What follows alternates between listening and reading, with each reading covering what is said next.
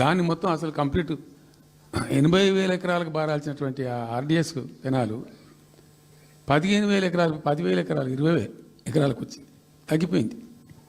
అడిగే నాతులు లేడు.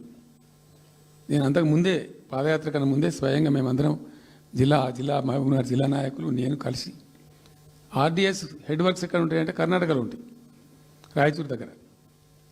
అక్కడ దాకా పోయి మొత్తం ఆశాంతం ఆ కాలువ పొడవుతో తిరిగి అర్థం చేసుకొని ఆ తర్వాతనే నేను గద్వాల మన ఆలంపూర్ టు గద్వాల పాదయాత్ర పెట్టాం. తిరిగి దాన్ని ఎక్స్పోజ్ చేసినాం. అప్పుడు అక్కడ గొడవ చేస్తే మళ్ళీ అప్పుడు జూరాల లింక్ కెనాల్ని మొదలుపెట్టింది చంద్రబాబు నాయుడు. జూరాల టు ఆర్డిఎస్కు లింక్ కెనాల్ అని మళ్ళీ డ్రామా కట్టి అంటే ప్రతిసారి ఏమార్చడము తెలంగాణ ప్రజలను ఒక రకమైన దగా చేయటం తప్ప రాలే, ఒక డ్రాప్ వాటర్ రాలే, ఎప్పుడు రాలే. సరే కొట్లాడుతూ పోయినాం, ప్రజలు బాగా కలిసి వచ్చిండ్రు, సందర్భం కలిసి వచ్చింది, తెలంగాణ అదృష్టం బాగుంది, తెలంగాణ రాష్ట్రం ఏర్పడ్డది. ఇదంతా కూడా మీకు అన్న ముందు జరిగిన చరిత్ర, ప్రతి ఒక్కరికి తెలిసిన చరిత్ర. ఇది ఏం కొత్త స్టోరీ కాదు, కల్పిత కథ కాదు, పుట్టించి చెప్పేది కాదు. పాలమూరు జిల్లా యొక్క దరిద్రం, ఆ దరిద్రంలోకి పాలమూరు నెట్టివేయబడ్డ పరిస్థితి. నేను అందుకే ఊకే మొత్తుకునేది కదా, తెలంగాణ వెనుకబడ్డ ప్రాంతం కాదు, వెనుక పడేయబడ్డ ప్రాంతం, వెనుకకు నెట్టివేయబడ్డ ప్రాంతం అని చాలాసార్లు చెప్పేది. నేను వందల ఉపన్యాసాల్లో చెప్పాను. అది ప్రూవ్ టు బి కరెక్ట్. దాని తర్వాత ఎక్కడి దాకా పోయిన పరిణామాలంటే పాలమూరు జిల్లాలో ఎండాకాలం వచ్చిందంటే గంజి కేంద్రాలు పెట్టేది. ఏడిసినాం మేము ఒకరోజు. గంజి కేంద్రాలతోని పాలమూరు, ఎందుకంటే యువకులంతా పాపం వలస ఉన్న ముసలి వాళ్ళు చచ్చిపోడు, తిండి దొరకక దానికి గంజి కేంద్రాలు పెట్టి కమ్యూనిస్ట్ పార్టీలు వాళ్ళు వచ్చేది కొంత అడావుడు చేసి ప్రజలకు కొంత గంజి పోసే ప్రయత్నం. చివరి గంజి కేంద్రాలు పెట్టే స్థాయికి దిగజారిపోయింది పాలమూరు. కృష్ణా నది 300 కిలోమీటర్లు పారే జిల్లాలో చాలా దారుణం పోయింది. లివ్వ అంటే కేటాయింపులు ఉన్నాయి, పత ఉంది, కార్ఖానా ఉంది, అప్పర్ కృష్ణా పేరుంది, తుంగభద్ర కాలువ పేరుంది, రకరకాల బీమా ప్రాజెక్టు పేరుంది, అన్నీ ఉంటాయి కానీ రాదు. చూడడానికి మళ్ళీ ముఖ్యమంత్రి దత్తతలో ఉంటుంది కానీ రాదు, ఏమీ రాలే. ఇంకా అందంగా ఈ ప్రాజెక్టులను, నేను కూడా అప్పుడు తెలుగుదేశం పార్టీలో పనిచేసిన కదా, ఈ ప్రాజెక్టులకు పెండింగ్ ప్రాజెక్టులను పేరు పెట్టిన ఒక టైటిల్ గొప్పతనంలాగా పెండింగ్ ప్రాజెక్టుల జాబితాలో వాటిని తోసేసి పాలమూరున ఆ గతికి తెచ్చిండ్రు. సరే రాష్ట్రం వచ్చిన తర్వాత జరిగింది ఏంది, టోటల్గా మేము సమీక్ష చేసుకున్నాం. గోదావరి ఏంది, గొంగడి ఏంది, కృష్ణ అయింది, మనకు రావాల్సిన వాటా అయింది, దగా జరిగింది ఎక్కడ, ఎట్లా సరిదిద్దాలా, ఎట్లా మన ప్రయాణం ముందుకు పోవాలా, ఏం జరగాలి అని ఆలోచన చేసినాం.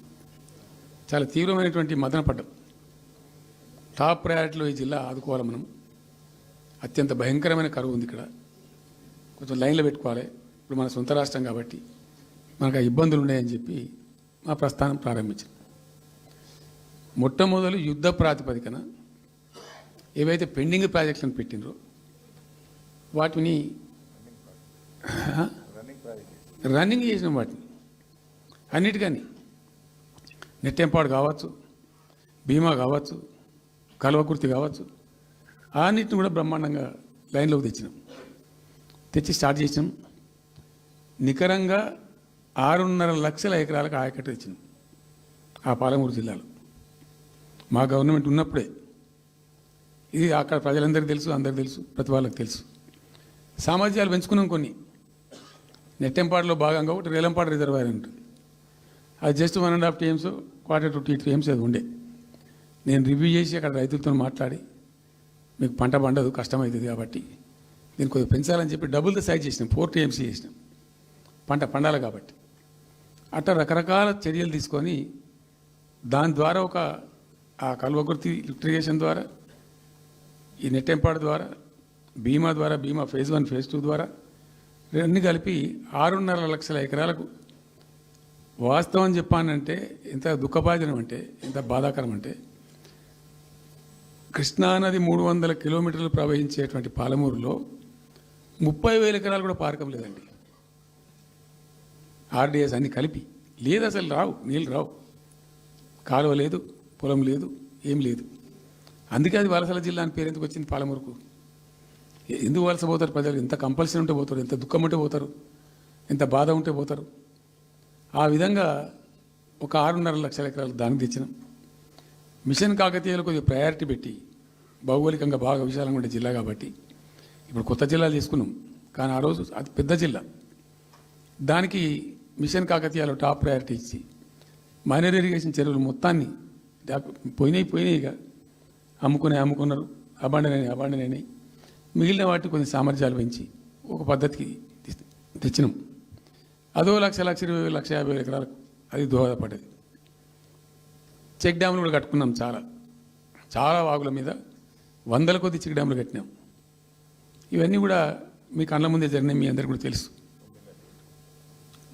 ఈ ఆర్డీఎస్ కెనాల్కి మోసం జరిగింది కాబట్టి మధ్యలో తుంగభద్ర మీద పెట్టి తుమ్మిల లిఫ్ట్ కూడా తెప్పించి తుమ్మిల లిఫ్ట్ కూడా పూర్తి చేసినాం.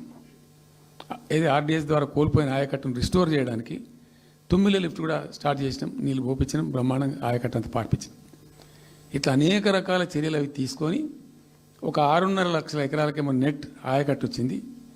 ఇండైరెక్ట్ ఆయకట్టేమో భూగర్భ జలాలు పెంచడానికి కట్టిన చెక్ డ్యాములు, మైనర్ ఇరిగేషన్ బాగు చేయడం, దాని ద్వారా కూడా 1,50,000 ఎకరాలకు వచ్చింది. ఆ తదనంతరం మరి మనం ఎట్లా ముందుకోవాలా, ఏం చేద్దామని చెప్పి ఈ రంగారెడ్డి జిల్లా కూడా వాళ్ళు పాపం కృష్ణా బేసినే, ప్రతి డ్రాప్ రంగారెడ్డిలో పడే ప్రతి వర్షం చుక్క కృష్ణానదికి పోతుంది, ఇంకెక్కడికి పోదు. నల్లగొండ జిల్లాలో కురిసే ప్రతి వర్షం చుక్క కూడా కృష్ణానదికి పోతుంది. 100% ఈ 3 జిల్లాలు కూడా నల్లగొండ, రంగారెడ్డి, పాలమూరు ఇవి 100% కృష్ణా బేసిన్లో ఉన్నాయి. మనము ఏదైతే మనకు కేటాయించినరో ప్రాజెక్ట్ వైజ్ అనో ఇంకోటనో కంబైన్డ్ స్టేట్ ఉన్నప్పుడు జరిగినటువంటి మోసం నుంచి బయటికి రావాలంటే మనం రాష్ట్రం ఏర్పడ్డ తర్వాత కొట్టాడాలి, మన వాటా మనం సాధించాలి. రివిజన్ కృష్ణా జలాల యొక్క పునఃపంపిణీ మీద ట్రిబ్యునల్ వేయించుకోవాలి, రివిజన్ పెట్టియాలి అని ఒక స్ట్రాటజీ పెట్టి దాన్ని కొట్లాను. సరే, ఇందాక నేను చెప్పినట్టు దేవుని దయ వల్ల తెలంగాణ రాష్ట్రం వచ్చింది.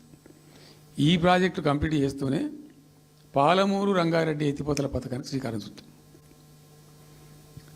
యాక్చువల్ ఫ్యాక్ట్ ఏంది, పాలమూరు రంగారెడ్డికి మేము ఆ రోజు మనసులో ఇంటర్నల్గా మాట్లాడుకొని డిపార్ట్మెంట్ కావచ్చు, క్యాబినెట్ కావచ్చు, విదిన్ ద పార్టీ కావచ్చు, ఆ జిల్లాల నాయకులతో కావచ్చు, మా స్ట్రాటజీ ఏంది, పాలమూరు రంగారెడ్డి ఎత్తిపోతల పథకానికి 170 టీఎంసీలు తీసుకోవాలి. This was the strategy of BRS government. ఎక్కడి నుంచి తీసుకోవాలా, అనేక ఆంక్షలు, మాటలు బట్టి డైలాగులు, ఏపీ నుంచి వచ్చే వ్యతిరేకత, ఇవన్నీ దృష్టిలో పెట్టుకొని ఏం చేసినాం, నికరంగా లెక్కలు తెప్పించినాం. ఈ మహబూబ్ నగర్ జిల్లాలో మైనర్ ఇరిగేషన్లో పాత చెరువులు ఏవైతే బచావ్ అవుతున్నప్పుడు లెక్క పెట్టినటువంటి చెరువులు ఏవైతే ఉన్నాయో ఉన్నాయన్నీ మాయమైనవన్నీ, వాటి సామర్థ్యం ఆ రోజు ఎంత, ఇవాళ నెట్ సామర్థ్యం ఎంత అని లెక్కలు తీసి కేంద్రానికి సమర్పించి ఒక 45 టీఎంసీ దానికి కేటాయించింది. ఆ రోజు మేము ఎంత అంటే 90.81 టీఎంసీ,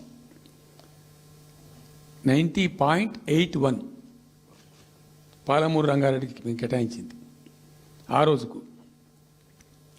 అయితే 170 ఎట్లా అంటే మరి మాకు ఇంకా వాటా వస్తుంది కదా, ట్రిబ్యునల్ వచ్చిన తర్వాత మాకు వాటా వస్తే దానిలో తీసుకున్న నీళ్ళని కూడా దీనికే మనం అటాచ్ చేసుకుంటామని చెప్పి 91 పాయింట్ తీసుకున్నాం. ఎట్లా తీసుకున్నాము, బచావత్ ట్రిబ్యునల్లోనే ఒక తీర్పు చాలా స్పష్టంగా ఉన్నది, డెసిషన్ అది, ట్రిబ్యునల్ యొక్క నిర్ణయం ఏంటిది, ఆంధ్ర వాళ్ళు మొదటి నుంచి కూడా మేము కొంత గోదావరి నీళ్లు కృష్ణా డెల్టాకి తెచ్చుకుంటాం, నాగార్జున ఆయకట్టుకు తెచ్చుకుంటాం, మరో దాన్ని తెచ్చుకుంటాం అనే పద్ధతులు మొదలుపెట్టి తెచ్చుకున్నారు. దాంట్లో భాగంగా 80 టీఎంసీలు వాళ్ళు తీసుకుంటున్నారు. ఇది పోలవరం కట్టి ఆ కెనాల్ అప్పుడు వైఎస్ రాజశేఖర్ తవ్వింది కదా, పట్టిసీమ లిఫ్ట్ పెట్టిండ్రు, ఇనీషియల్ లిఫ్ట్ పెట్టిన తర్వాత ఇప్పుడు కెనాల్ అయింది. సో దాన్ని 80 టీఎంసీలు వాళ్ళు వాడుకుంటున్నారు, ఎక్కువనే వాడుకుంటున్నారు. సో వాళ్ళు డిపిఆర్లో సబ్మిట్ చేసినారు చాలా క్లియర్గా స్పష్టంగా ఏమని 80 టీఎంసీలు మేము తీసుకుంటున్నాం, 80 టీఎంసీలు పైన 5 రాష్ట్రాలకు బచావ్ ట్రిబ్యునల్ ప్రకారం ఇస్తాం. అది 3 రాష్ట్రాలకు ఇస్తారు, తెలంగాణ రాష్ట్రానికి, కర్ణాటకకు, మహారాష్ట్రకు. తెలంగాణకు 45, వాళ్ళిద్దరు కలిపి 35. కర్ణాటకకు 21 టీఎంసీ, మహారాష్ట్రకు 14 టీఎంసీ. ఇప్పుడు వాళ్ళిద్దరు కూడా వాడుకుంటున్నారు. అది కర్ణాటక వాళ్ళు already they are using 21 TMC ఏదైతే పోలవరం నీళ్ళు అక్కడ వాళ్ళు తీసుకున్నారు కాబట్టి దాని కంపెన్సేటర్ కింద వచ్చినటువంటి దాన్ని they are using it. Right రాయాలి. మహారాష్ట్ర కూడా వాడుతున్నారు. లెక్కల్లో చూపించారు వాళ్ళు, వాళ్ళ ప్రాజెక్టుల డిపిఆర్లో వాళ్ళ లెక్కల్లో చూపెట్టిండ్రు. ఇక వాడుకోవాల్సింది వాళ్ళు మనం. సో ఆ 45 టీఎంసీ మనది ఉంది కదా, మనకు ట్రిబ్యునల్ కేటాయించిందే కదా, అప్పనంగా ఏదో వచ్చేది కాదు కదా. సో ఆ 45 ఈ మైనర్ ఇరిగేషన్ లాసెస్ 45 కలిపి 90.81 టీఎంసీలకు దాన్ని ప్రతిపాదించాం. It has a strong basis. ఏదో గాల్లే అడగోలు జమాబందీ ఏర్పడతాడు చేసింది కాదు. ఒక స్పష్టమైనటువంటి విధానంతో, ఒక అవుట్లుక్తో భవిష్యత్తు ప్రయోజనాలను దృష్టిలో పెట్టుకొని చేసినటువంటి చర్య చేసినాం. ప్రాజెక్టు 30,000 కోట్లు, 35,000 కోట్లు మంజూరు చేసినాం. అందులో 27,000 కోట్లు ఖర్చు పెట్టినాం. ఆల్మోస్ట్ దగ్గర 88-90% పనులు పూర్తి అయిపోయినాయి. ఈ ఆంధ్రాతోని పంచాయతీ ఉంటుంది ఎప్పటికైనా. వాళ్ళు పోతిరెడ్డిపాడు పొక్కగొట్టి దాన్ని పెంచి దాన్ని ఇంకింత పెంచి ఈ తెలుగు గంగా అనే పేరు మీద మొదలై అది ఎటెటెటెటు పోతుంది ఇక అడవుల జమాబంది. కాబట్టి మనం క్విక్కెస్ట్ పాసిబుల్ టైంలో తీసుకోవాలని ఆ వచ్చే వాటర్ను అక్కడ ఎంటైర్ వరల్డ్లో ఎక్కడ లేవండి 145 మెగావాట్స్ కెపాసిటీ పంప్స్ పెట్టినాం అక్కడ.